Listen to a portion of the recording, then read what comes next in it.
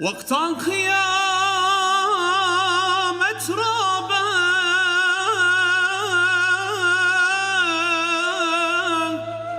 روشنی زکیل سریابه حال انسان پر خرابه گلو حالی می چابه حال انسان پر خرابه گلو حالی می چابه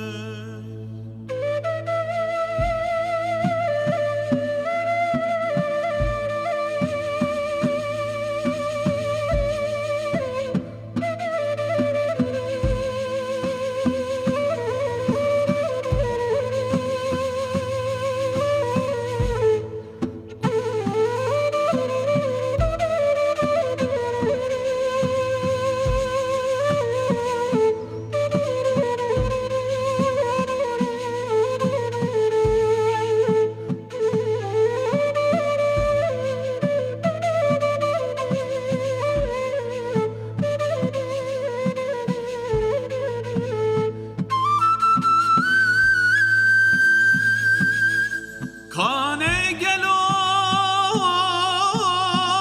باغ زینب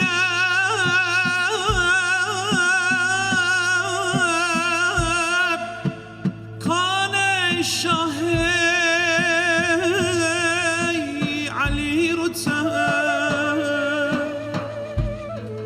کان رسول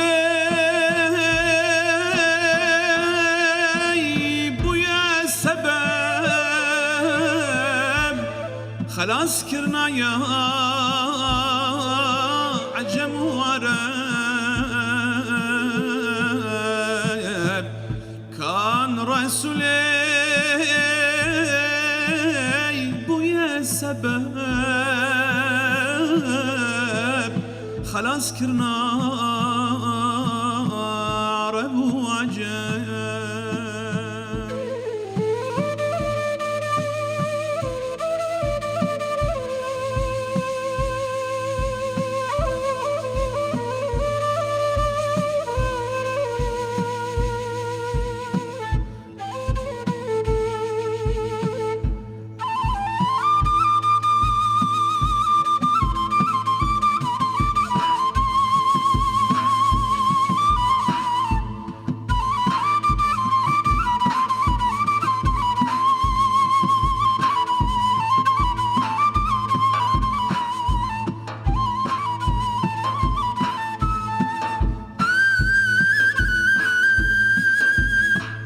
هواردكم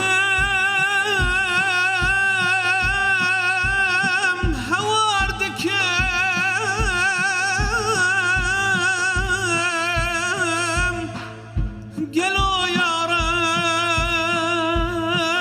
رب فزي شبكم خليل السر سريخكم درد خود شا در ما بکم خلیل سر خوکیم